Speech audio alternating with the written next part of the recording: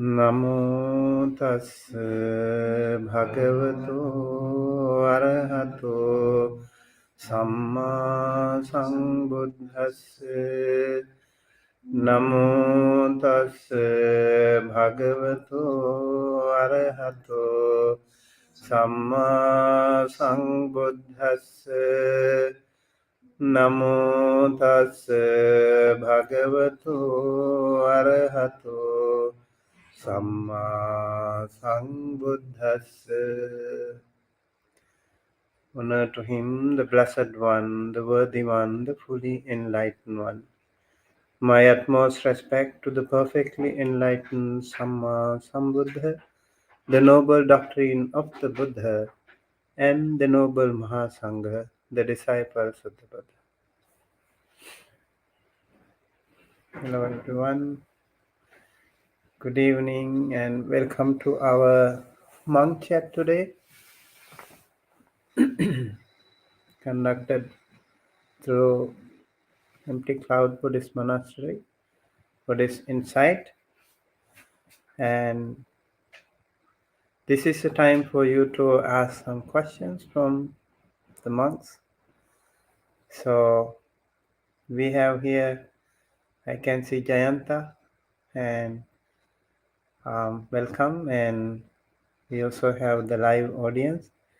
Maybe if you have any question, you can start. Yes. In the Chinese tradition, they kind of changed samadhi a bit, and they claim you can generate samadhi in the active life, in the daily life.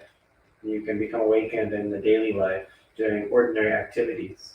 I wonder if Theravada has something similar, or if it's more exclusive, the meditation has to happen in quiet seclusion on the cushion.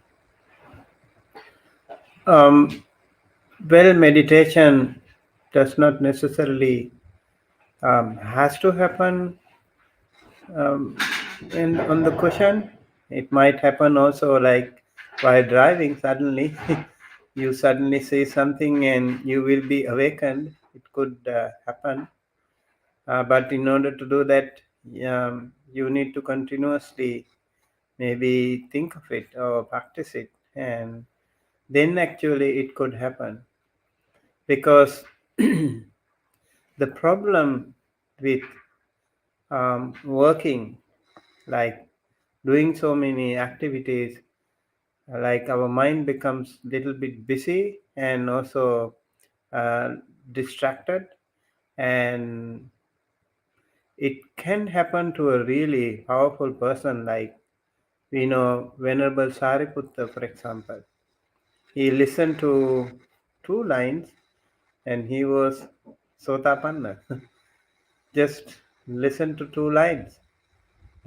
Because he has already been practicing, he was um, just about to blossom, was waiting for that little push, you know, and that way he could do that. And Venerable Moggallana, he listened to one whole stanza and he also attained Sotapanna. Ye Dhamma hetu pabhava, tesang hetu tathagato aha.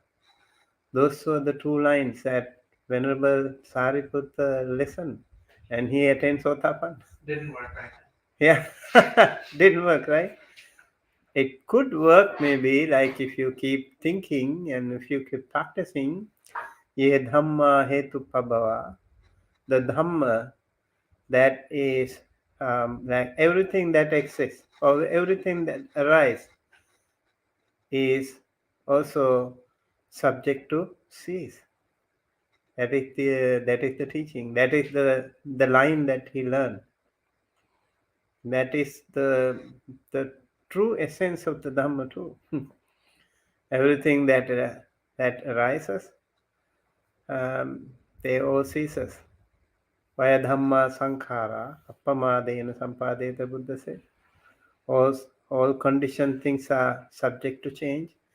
So any of these things one day could trigger you also to open Open the chakku, or Dhamma chakku, or the eye of the Dhamma.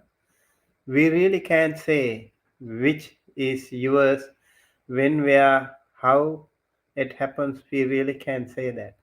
You need to keep thinking and you need to keep working on it.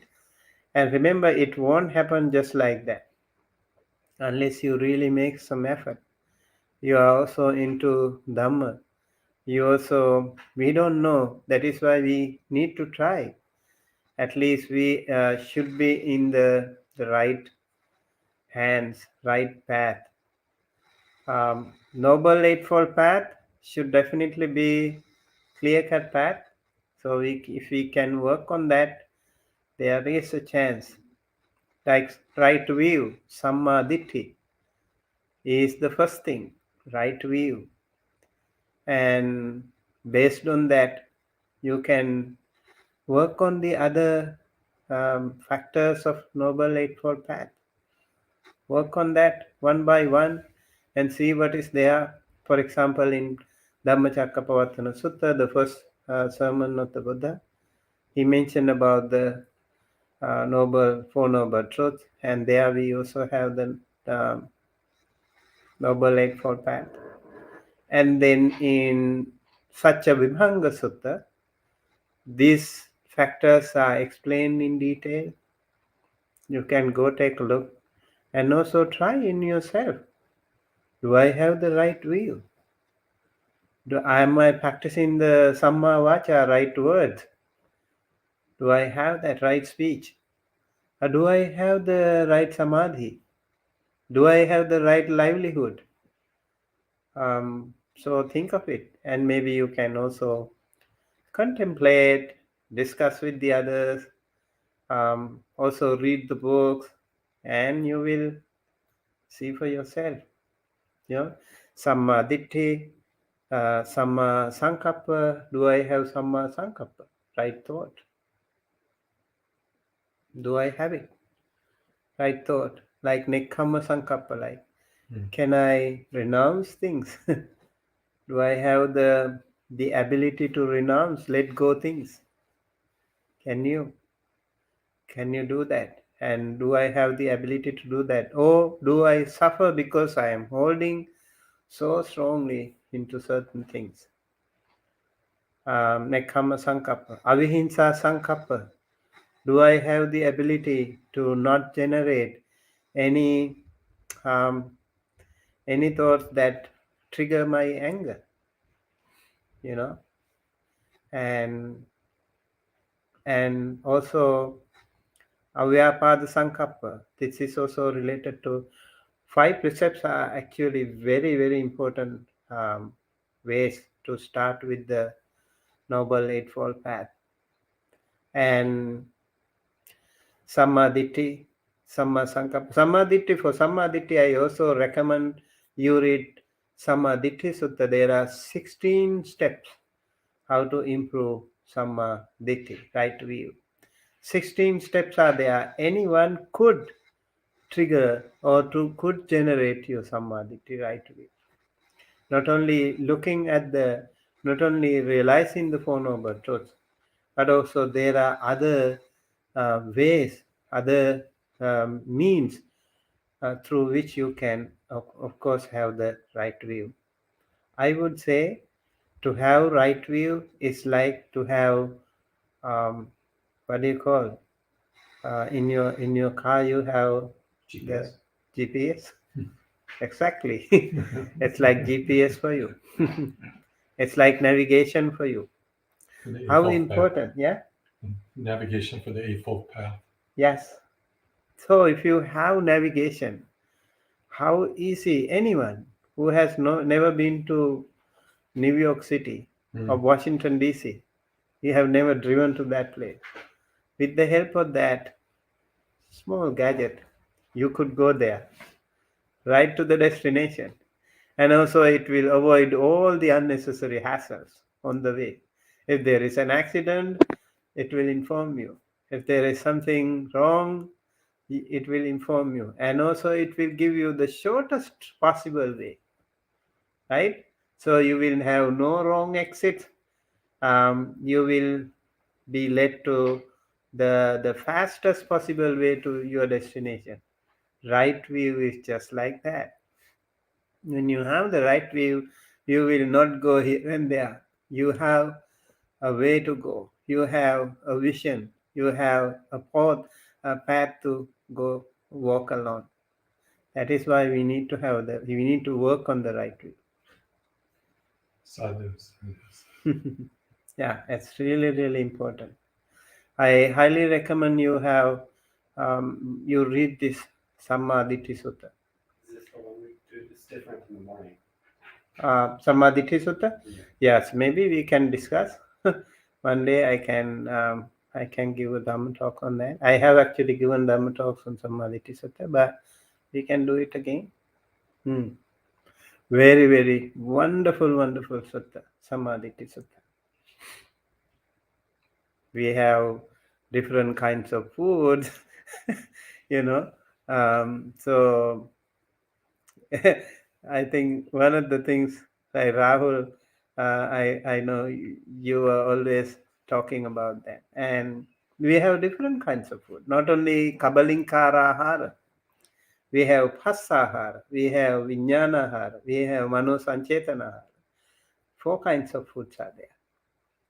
Not only the food that we eat on our plate, through the eyes we eat.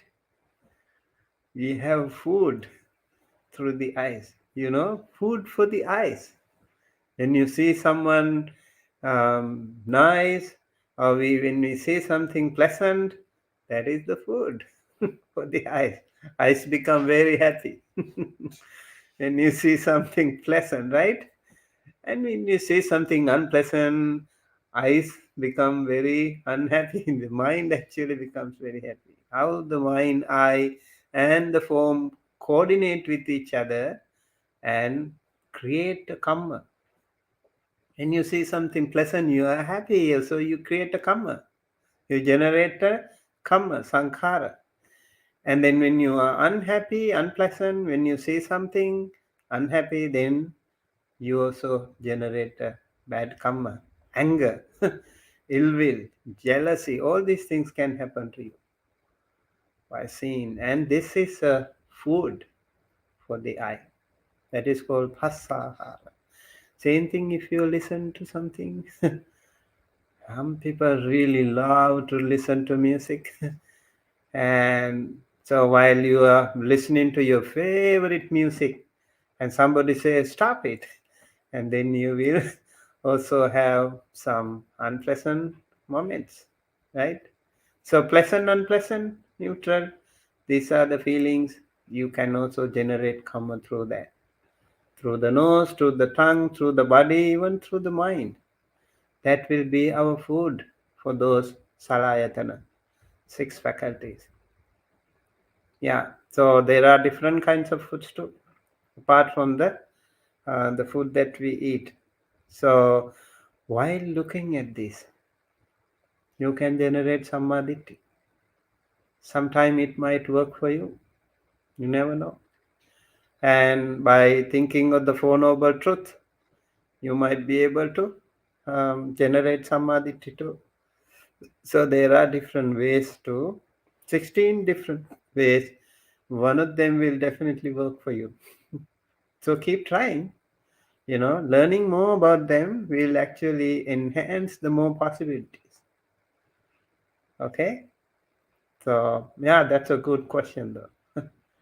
Yeah. Sometimes, if you are lucky, if your paramitas, or if your wisdom, if your mind is more open, your Dhamma is more clear to you, then even while cooking, one fine day you will become Arahant. You never know. You don't say no. Right? While taking shower, it could happen. Because you keep thinking, oh, this thing, look at this. The water comes and water goes, and it could happen. While cooking, it could happen. While eating, it could happen. But you keep working on that. Otherwise, everyone will do the same. And the danger is, like, if you don't Okay, it's not necessary. Meditation is not important, and that will be, I think, a great risk. That will not be. I don't really recommend that way. You need to focus. You need to practice. You need to listen to Dhamma. You need to have wonderful, good kalyana mitra friends, and also you need to practice the Dhamma. Okay, three words you need to remember: Sunatha, Dharetha, Charatha. Sunatha, listen to Dhamma. Dharetha, learn the Dhamma. Charatha, practice the Dhamma. So these things, if you keep doing, there is a greater opportunity for us to open our Dhamma eye. Yeah.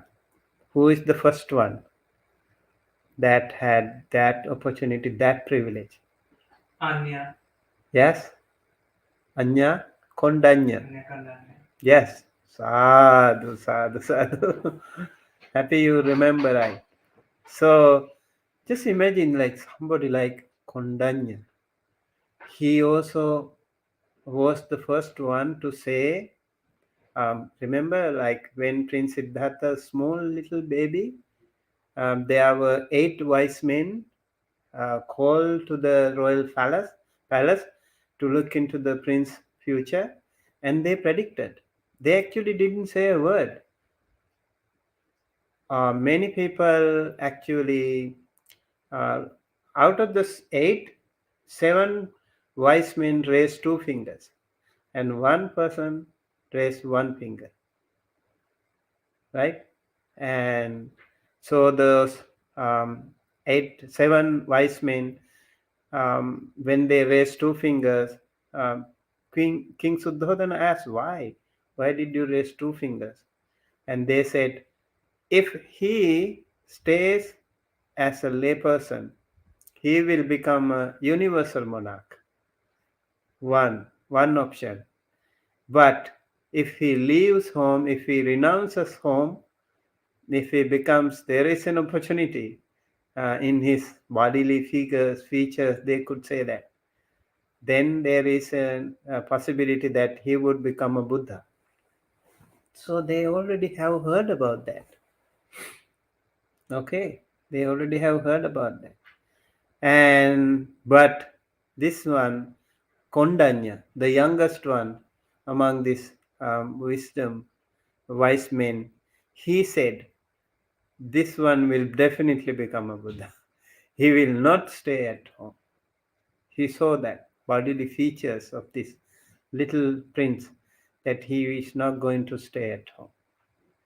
So king was very, very enthusiastic. Oh, my son is going to be a universal monarch, very powerful king, Who will not like it? Like you have only one child and suddenly after a long time you had a child and baby. Who will not like it? So he makes sure that this son is not going to renounce the home. Why? Because if he see old people, sick people, and dead bodies and all these things, if he sees them, then he might, that trigger could happen. The alarm could trigger anytime. So the king made arrangements not to keep any of those elements in the city. And one fine day, and actually, he saw that he was enjoying, he had all the sensual pleasures available for him. He was he was made to be lost in those things. But he has already been practicing so far. It didn't happen to him. Yeah, so he knew finally, okay, I don't want to stay anymore. He could leave it right away. Leave it right away. He could see everyone is subject to sickness, everyone is subject to death. And what is the point? Everyone is getting old. How do we get rid of that? That's like a crazy question, like we would say, right? No, this happens to everyone. Why should we worry about that? But he was a different person. One in a millions and millions and millions of people. And he was a different person. He wanted to find the answer how to stop that, how to get, how to stop getting old, how to stop getting sick, how to stop dying. Then he found it. That's why he renounced. So, so like if you know the story of Anya Kondanya, the more you inspire, the more you read those stories, you also can determine your, I want to be one like that. To be the first one in the Buddha Sasana to attain Sotapanna. How wonderful. Out of the five, he was the only one to attain Sotapanna. With the listening to the by listening to the first sermon. It's amazing. That's why we need to read those stories of those great Savakas, Agga Savakas. Okay, those are available in Anguttara Nikaya Etadagga Pali. You can read those stories. So wonderful. And we read the Agga Savika stories every morning. Inspire yourself. I want to be one like that.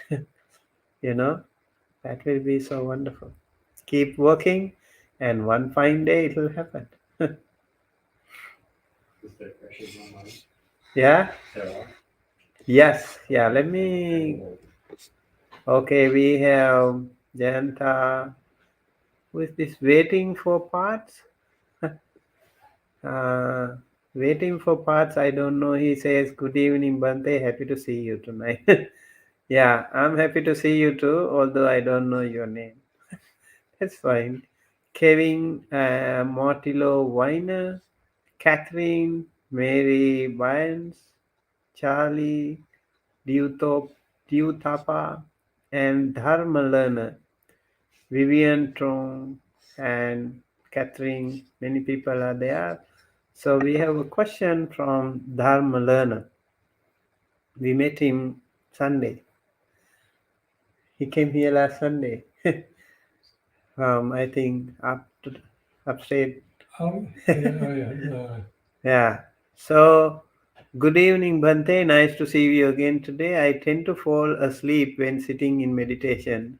I feel fine before it happens, and wake up when tipping over. Usually, it happens when counting the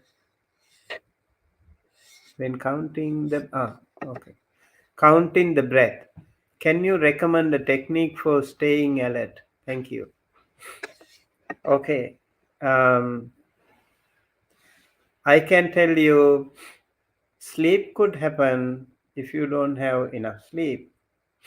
So I certainly recommend try after having a nap. Let's say like you take good enough sleep and then go to meditation, you should be fine. You are bodily not tired.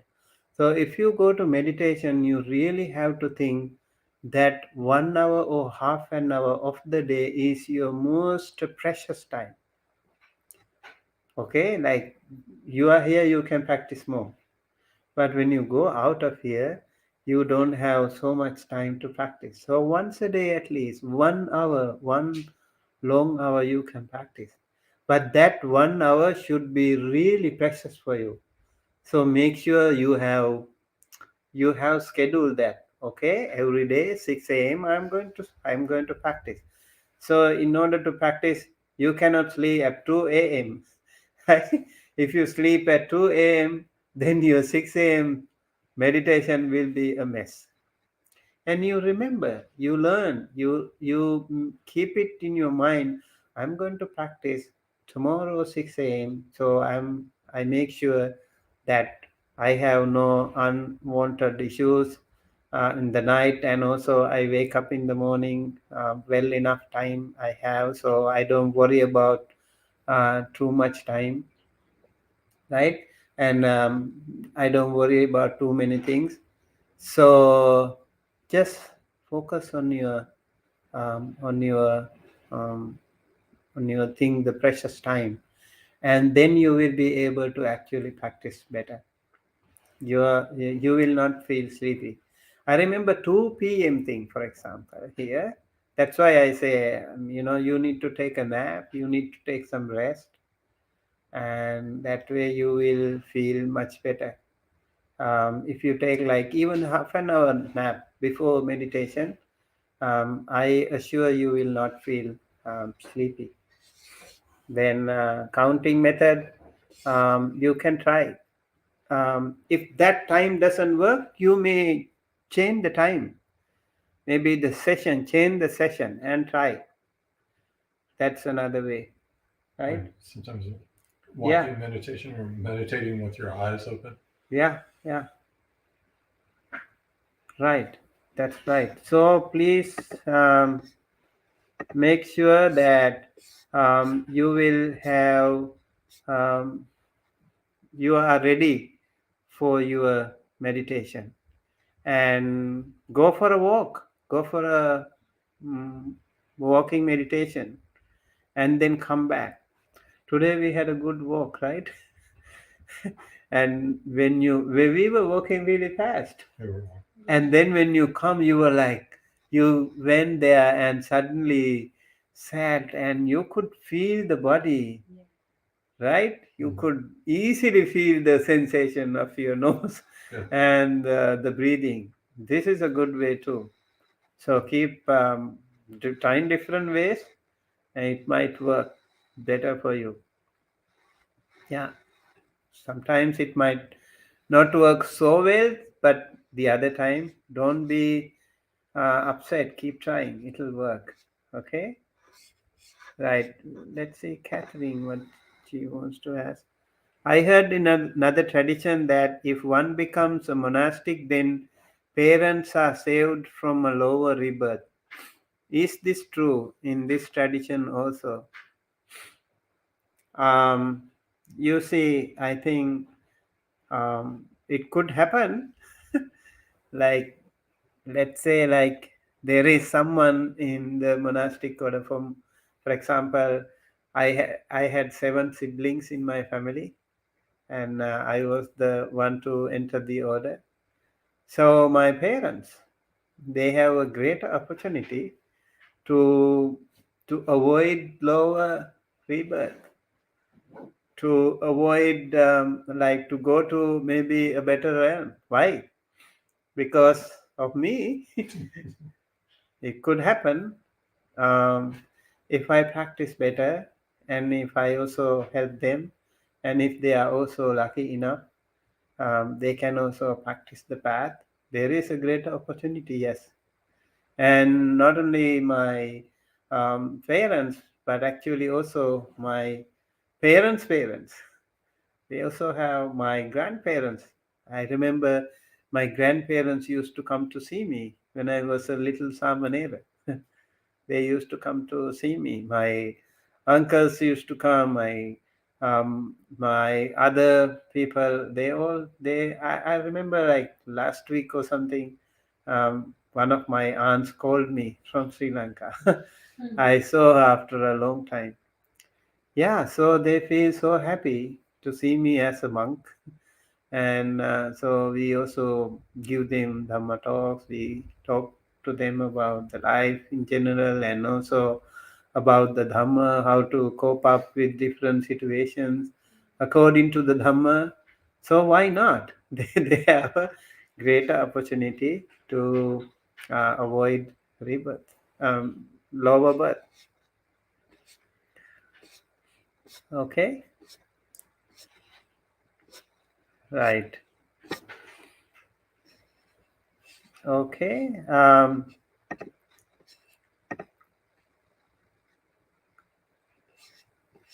Any other question? Yes. I was wondering, can that impact, that effect, also be for our children, or it's just our parents? I'm sorry. Can the same be true for our children? Can the same be true? What do you mean?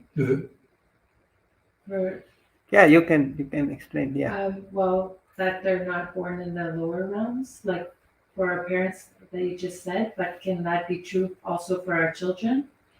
Yeah. It could be true for children. Let's say a mother or father, becomes a monk or a nun, it could definitely be the case for children too. They will also find, but not necessarily. Okay, not necessary or not. It is not essentially happening. Let's say like the mother is an arhat, and then the child is not following the Dhamma. Then what will happen? It will be a different story. So, but because of the mother's influence, because of the mother's kindness, that could happen. For example, Venerable Sariputtas. Venerable Sariputtas, all the siblings were arahants.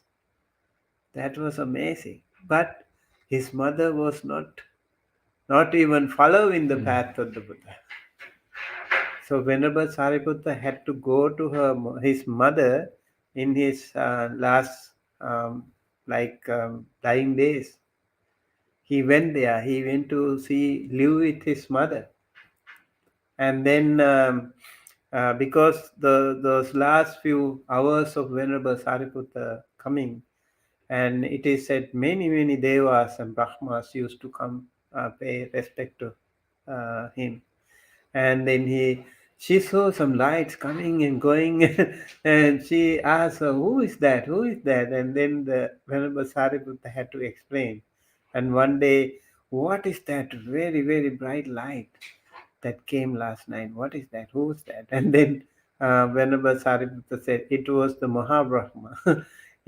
Oh, Mahabrahma also came to pay respect to my son. Wow. Like Mahabrahma was, according to them, the creator God. And so it's interesting, like how she started changing. And she found, oh, this is amazing. My son is not a simple one. He is a very powerful person. And there are people like that.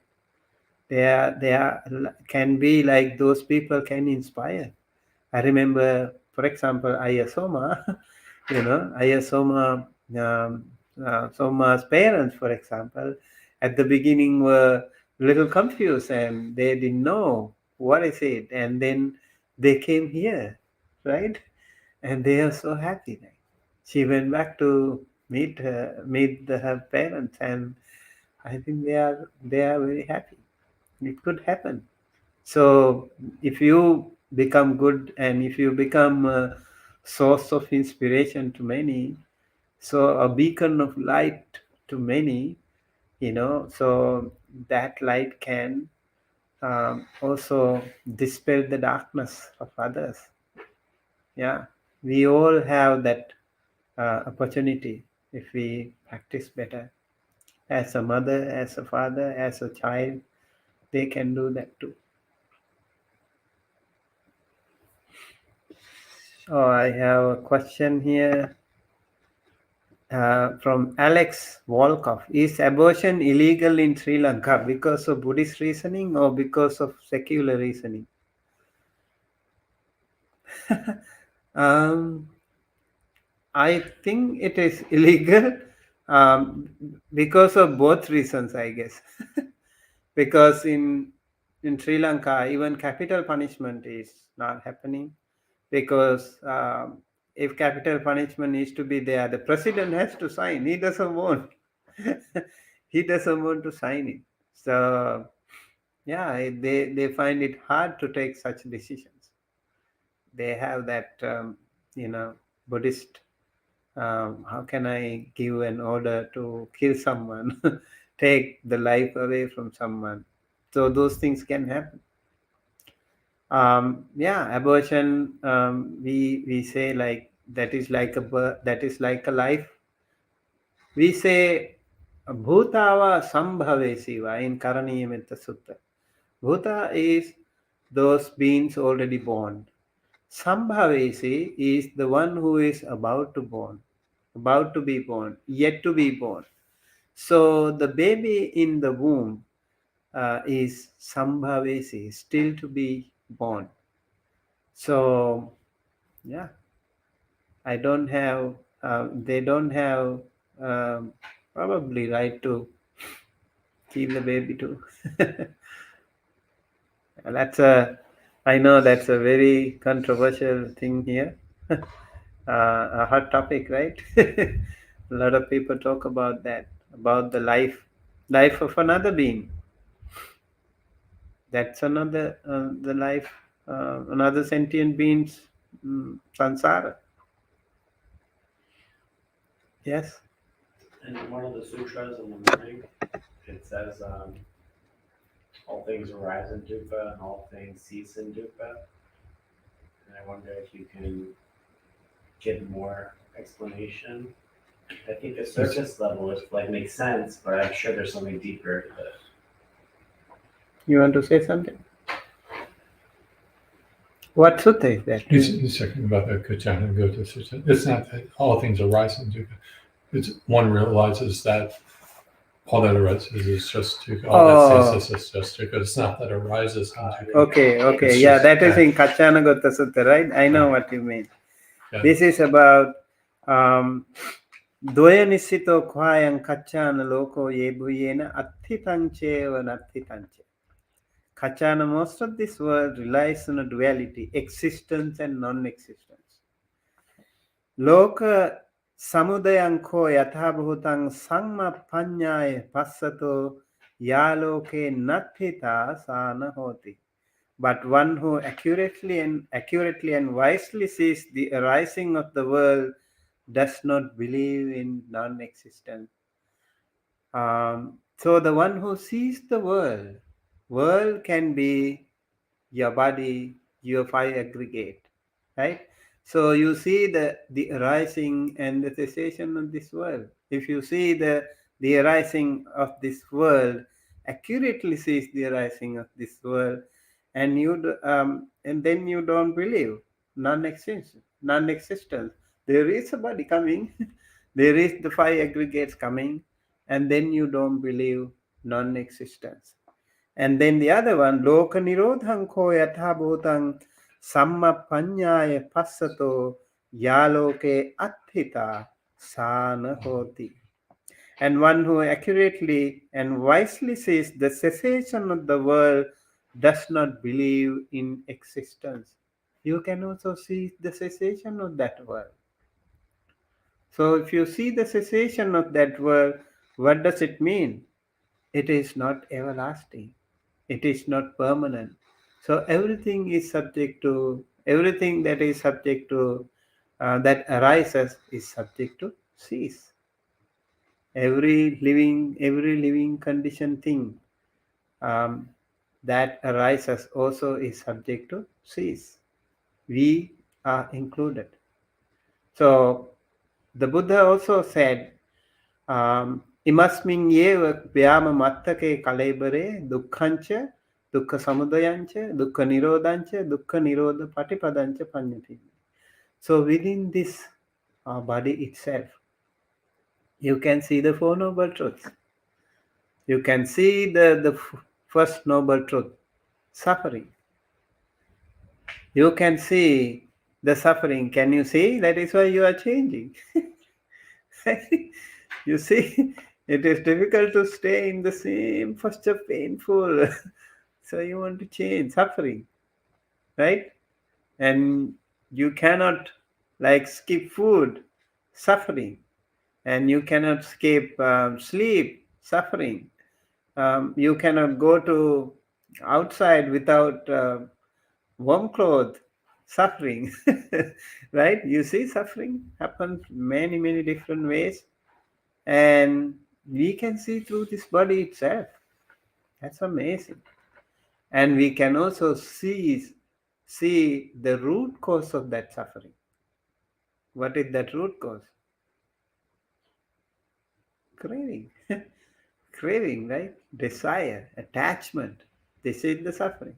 The more you are attached to someone or something, the more you suffer. Right? And if something happens to someone who is closer to you, you suffer. And if something happens to someone who is not related to you, do you suffer? At least less suffer, right? At least maybe not suffering at all. So you see, the more you are closer, the more you are attached, the suffering happens more. If something happens to your body, even a little bite of a mosquito can make you suffer, angry, right? See, this is the problem. So within this body itself, we can see the suffering, the cause of suffering, and the cessation of suffering too. We can see the cessation of suffering. Once you have no attachment, no suffering, no suffering, no more suffering. And that itself is Nibbana. Nibbana or Vana or Bana means craving. Ni means absence. So the complete absence of all forms of attachment is called Nibbana. So remember, it is not to be born in another realm. Nibbana is not like that. Nibbana happens when you are alive, not after death. Okay, Nibbana happens when you are alive. There are actually two kinds of Nibbana. One is Kanda Parinibbana, one is Kilesa Parinibbana. Kilesa Parinibbana happens when you are alive. This is the most important thing. Kilesa means defilements. The defilement, like extinction of all defilements, can happen only when you are alive. I think in Buddhism only we have that thing.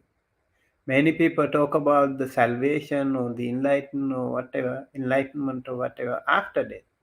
But in Buddhism, we talk about the final liberation happens when you are alive. This is a very, very interesting thing. So, like, you can also feel that enlightenment within you. You can see when you practice how things are happening better for you when you keep practicing, and also when you realize the Dhamma slowly, when you realize the Dhamma, you will feel much more confident and comfortable. So realization can happen when you are alive. Khanda Parinibbana means the Arahanta person, the liberated person, the enlightened person, when he dies, there is no more birth afterwards. So, Khanda Parinibbana. Khanda, the five khandas, the five aggregates, the extinction of the five aggregates happen. So, through two kinds of Parinibbanas.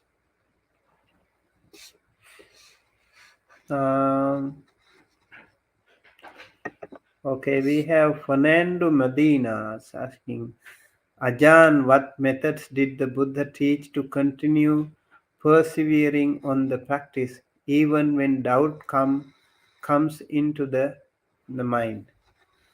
Um, okay, I think when you call me Ajahn, that means you are exposed to Thai Buddhism. So Thai monks are called Ajahn.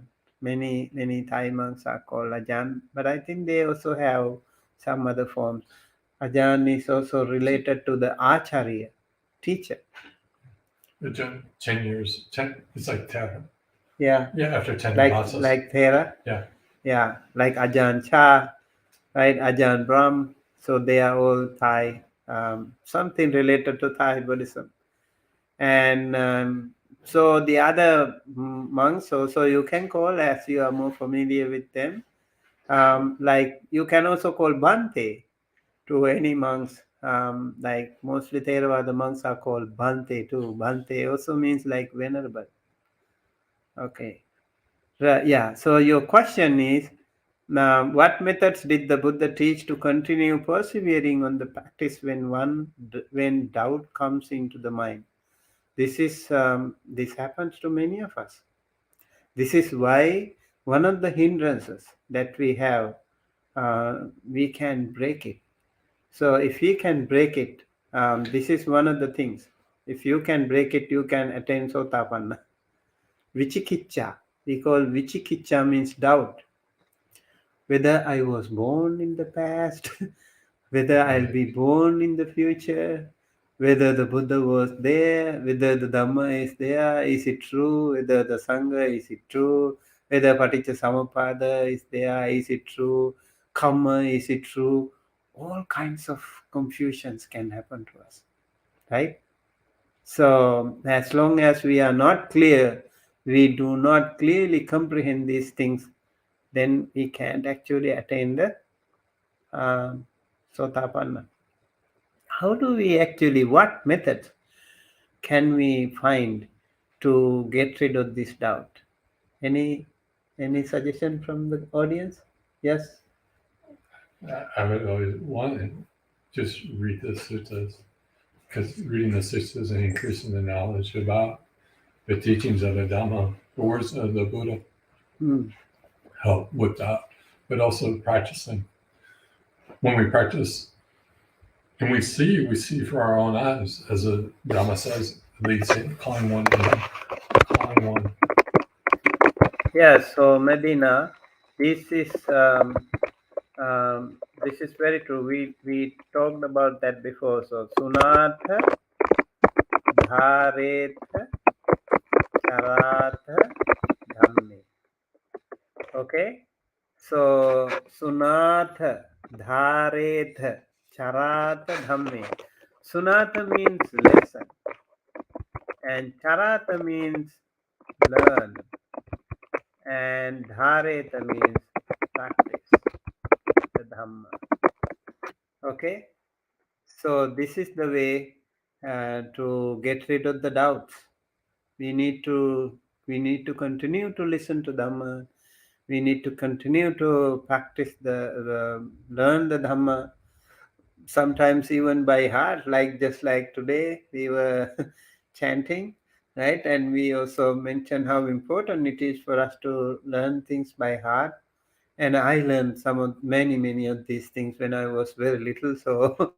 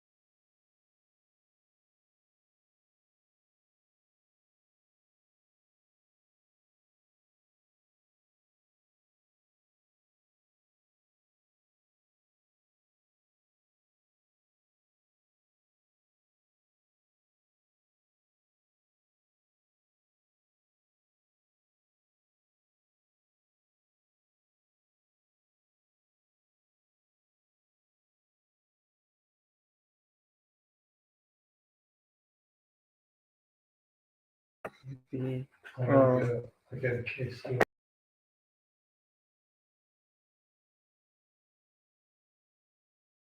so can you hear me? Maybe I can. Yes. Can you hear me? Um, so we had a power cut, and I think we will call it a day today, and hopefully we can see you again because of the thunder and lightning outside. Hopefully we had power cut, and someone here was generous in offering us the. Oh yeah, he can hear us. Right. So someone actually offered the Wi-Fi to us, but no video. So this is a very special experience. Yeah. So yeah, that is the situation here today, and I would like to invite Richard. He asked, Dear Bante, when did you first learn Pali and how did it help you to better understand the Dhamma in its original form? Also, how would you advise one to get started learning Pali? Richard, I started learning Pali when I was 11, so that was like 41 years ago. And that time I was little Samanera, so I learned Pali. And it was so easy for me to learn Pali, and I could learn many things by heart. And actually, it was a process. I think you ask a very serious question, so I can read through the underlying message. Um, how did it help you better understand the Dhamma in its original form? Yeah, over the course, I must say, it doesn't happen every time. For example, I read the Dhammapada, for example. If you read today and tomorrow and day after tomorrow, you learn the Dhamma in a different realm, different way, different form. We read here Kachanagata Sutta every single morning. I think every time we read it, we sense the Dhamma in one more inch differently and expand our knowledge in the Dhamma, the understanding in the Dhamma. We come closer to the original form.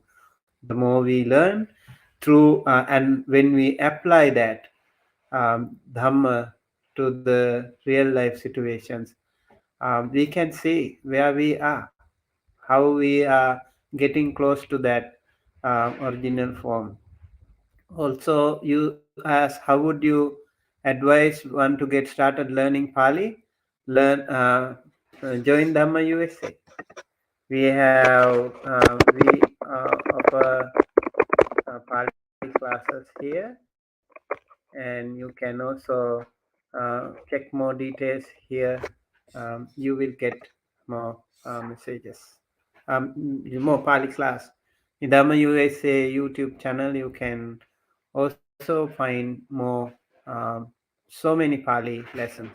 We conduct Pali lessons on um, Friday, Friday morning, 12 p.m.